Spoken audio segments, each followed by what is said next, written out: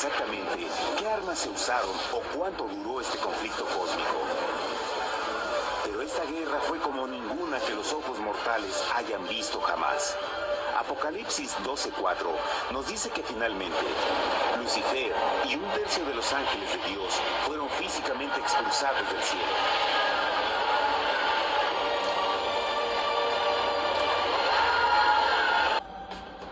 Pero, ¿qué venía después? Lucifer ahora tenía millones de ángeles de su lado, pero necesitaba un pedazo de suelo desde el cual continuar su rebelión. Pronto, demasiado pronto, el universo comenzó a entender lo doloroso y costoso que el pecado podría llegar a ser. Y la guerra no había terminado, apenas comenzaba. Lucifer, el portador de luz, ahora se volvió Satanás, el adversario.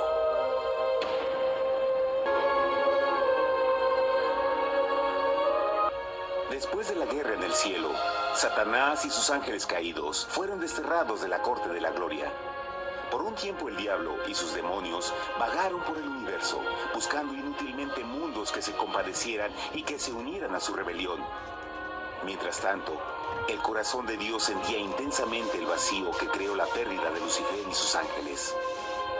Y el Padre, Hijo y Espíritu Santo regresaron a su trabajo favorito, el maravilloso trabajo de la creación. Decidieron hacer un mundo nuevo, lleno con una variedad de asombrosas y diversas criaturas de amor. Este nuevo mundo sería único, porque las criaturas principales serían hechas a la imagen de Dios. Para ellos, el Señor también les daría dominio de este nuevo planeta que conocemos como Tierra. En el principio creó Dios la tierra, y vio Dios todo cuanto había hecho, y era bueno en gran manera. Tierra. Algo nuevo y espectacular entraba a formar parte de la escena. Por ejemplo, en el tercer día Dios habló y vegetación hermosa y exuberante saltó a la existencia. Plantas de todos los colores, formas y tamaños. En el quinto día, el mundo estaba lleno con asombrosas, exóticas criaturas que podían ya sea elevarse por los cielos o deslizarse libremente por las aguas azules, y algunas podían hacer ambas cosas. El sexto día vio la presentación de una variada y diversa multitud de animales terrestres. Desde el gigante elefante hasta la pequeña ardilla, cada uno encontró un hogar en el nuevo planeta y un lugar para vivir en armonía con el resto de la creación. Y también en el sexto día, Dios creó al hombre. Entonces dijo Dios: hagamos al hombre a nuestra imagen, conforme a nuestra semejanza. Entonces Jehová formó al hombre del polvo de la tierra y sopló en su nariz aliento de vida, y fue el hombre un ser viviente. Y Jehová plantó un huerto en Edén, al oriente, y puso ahí al hombre que había formado.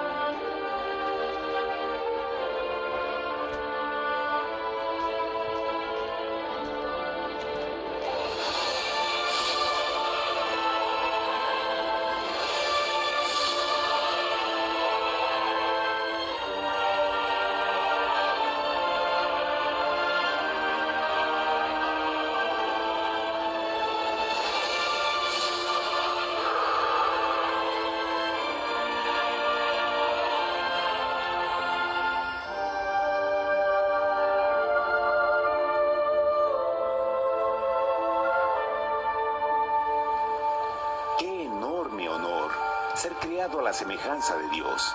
Ser un individuo libre pensador y totalmente autónomo. Al principio, el hombre no notaba su desnudez. Probablemente eso fue porque antes del pecado, él estaba vestido con gloria y luz.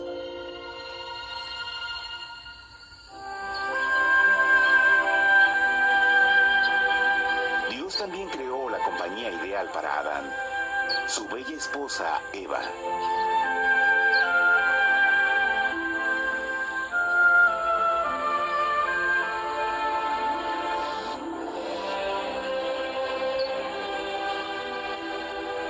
La alegre pareja fue colocada en un magnífico jardín perfectamente diseñado para aumentar su felicidad.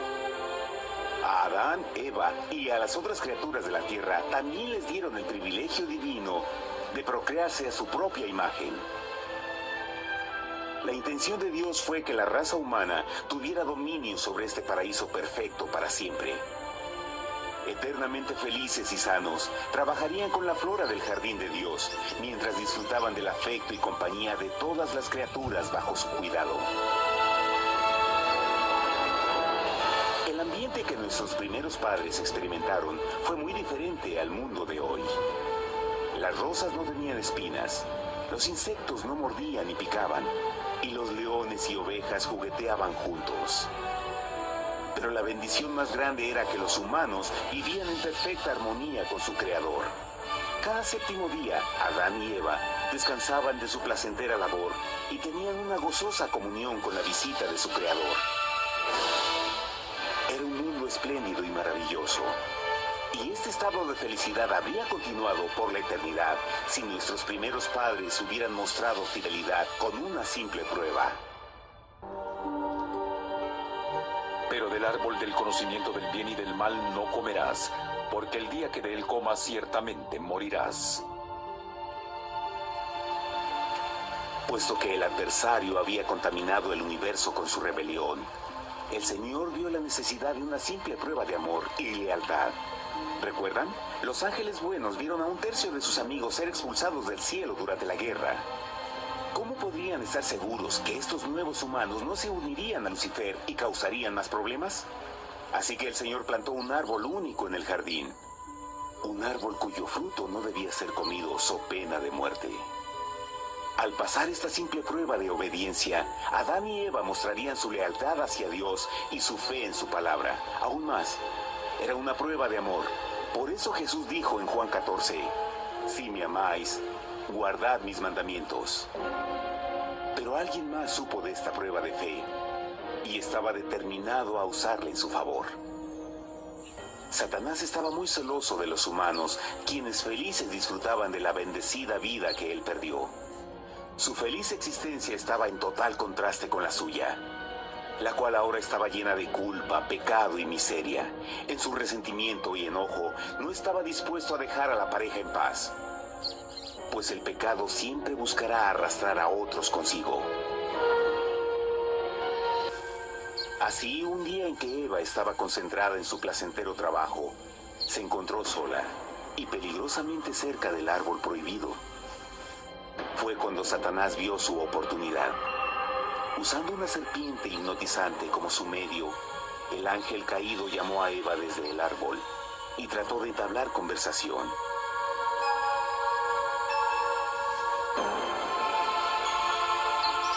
Sus palabras encantadoras fueron cuidadosamente calculadas para infundir desconfianza a Dios.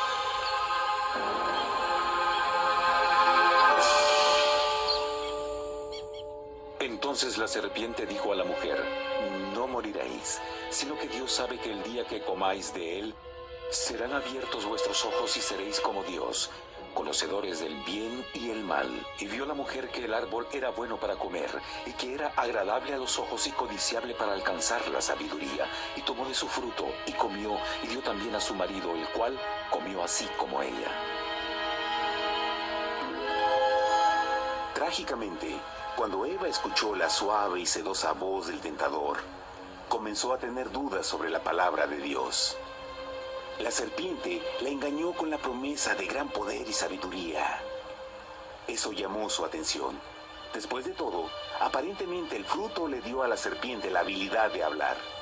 ¿Qué otros poderes podría darle a ella? Y así, aunque apenas había conocido a la serpiente, ella confió en su palabra por encima de Dios, quien la creó y le proveyó un hogar paradisíaco. Así que Eva comió del fruto prohibido y pronto persuadió a su esposo de hacer lo mismo. Adán pudo haber elegido mantenerse leal a Dios, pero él puso su amor por su esposa sobre su amor por Dios. Cuando nuestros primeros padres le dieron su lealtad al enemigo, el dominio de la tierra fue reclamado por Satanás. ¿No sabéis que si os sometéis a alguien como esclavos para obedecerle, sois esclavos de aquel a quien obedecéis? Ninguno puede servir a dos señores. Este mundo sería el último campo de batalla entre el bien y el mal. Y el corazón de cada hombre y mujer fue el premio. Adán y Eva no se dieron cuenta en ese tiempo, pero su momento de desconfianza y desafío abriría las compuertas del sufrimiento de millones de personas durante miles de años. Por tanto, como el pecado entró en el mundo por un hombre, y por el pecado la muerte, así la muerte pasó a todos los hombres, por cuanto todos pecaron. Nuestros primeros padres pronto se enfrentaron al terrible resultado de su pecado. En su estado santo, Adán y Eva resplandecían con túnicas de gloria. Después de pecar, sus túnicas naturales de luz se desvanecieron y se sintieron mortificados con la sensación de su desnudez. Vergüenza y temor reemplazaron su alegría y paz y trataron de cubrir su desnudez con hojas. Ahora también se encontraban bajo la constante influencia del diablo. Cediendo a la tentación, habían debilitado su naturaleza y Satanás había ganado poder sobre la humanidad. Las personas no podían resistir a las tentaciones del diablo con su propia fuerza. Por último, y lo más aterrador, se encontraban viviendo bajo la pena de muerte inminente. Dios les había advertido que la desobediencia traería la muerte. Ya habían experimentado la muerte espiritual. ¿Cuánto tiempo pasaría para que sufrieran la muerte física también? En ese punto su futuro no tenía nada más que oscuridad y desesperación. Echó pues fuera al hombre, y puso al oriente del huerto de Edén querubines, y una espada encendida que se revolvía por todos lados para guardar el camino del árbol de la vida. Igual que el pecado provocó que los ángeles caídos fueran expulsados de su hogar celestial, ahora por la desobediencia, Adán y Eva fueron sacados de su jardín, su hogar en el paraíso. Todo a su alrededor estaba cambiando rápidamente y la humanidad se encontró susceptible a las penas, enfermedades y finalmente a la muerte. Hasta los animales y plantas estaban infectados por la terrible maldición. Las espinas y cardos ahora aparecían en árboles y flores, y los animales que anteriormente eran gentiles comenzaron a matarse y devorarse unos a otros. El peor resultado fue que el pecado separó a la humanidad de Dios. Pero vuestras iniquidades han hecho división entre vosotros, y vuestro Dios y vuestros pecados han hecho ocultar de vosotros su rostro para no oír. En la creación, a Adán y Eva se les dio el honor de hablar con los ángeles y hasta con el Hijo de Dios cara a cara. Pero Dios es tan puro y santo que ningún mal puede existir en su presencia.